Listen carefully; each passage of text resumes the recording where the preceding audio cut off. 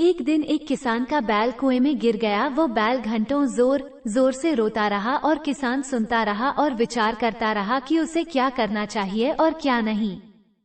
फिर उसने निर्णय लिया कि बैल काफी बूढ़ा हो चुका है तो उसे बचाने से कोई लाभ होने वाला नहीं था और इसलिए उसे कुएं में ही दफना देना चाहिए। किसान ने अपने सभी पड़ोसियों को मदद के लिए बुलाया। सभी ने एक एक फावड़ा पकड़ा और कुएं में मिट्टी डालनी शुरू कर दी। जैसे ही बैल की समझ में आया कि यह क्या हो रहा है, वो और जोर जोर से चीख चीख कर रोने लगा और फिर अचानक वो आश्चर्यजनक रूप से शांत हो गया।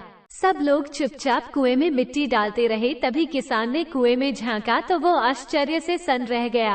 अपनी पीठ पर पड़ने वाले हर फावड़े की मिट्टी के साथ वह बैल एक आश्चर्यजनक हरकत कर रहा था। वह हिल हिल कर उस मिट्टी को नीचे गिरा देता था और फिर एक कदम बढ़ाकर उस पर चढ़ जाता था।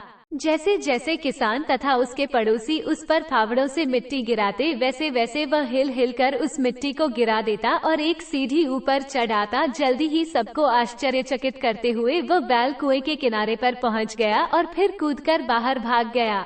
ध्यान रखें, आपके जीवन में भी बहुत तरह से मिट्टी फेंकी जाएगी, बहुत तरह की गंदगी आप पर गिरेगी, जैसे कि आपको आगे बढ़ने से रोकने के लिए कोई बेकार में ही आपकी आलोचना करेगा, कोई आपकी सफलता से ईर्ष्या के कारण आपको बेकार में ही भला बुरा कहेगा, कोई आपसे आगे निकलने के लिए ऐसे रास्ते अपनाता हुआ दिखेगा जो आपके आदर्शों के विरुद्ध होंगे। ऐसे में आपको हतोत्साहित होकर कुएं में ही नहीं पड़े रहना है, बल्कि साहस के साथ हर तरह की गंदगी को गिरा देना है और उससे सीख लेकर उसे सीढ़ी बनाकर बिना अपने आदर्शों का त्याग किए अपने कदमों को आगे बढ़ाते जाना है।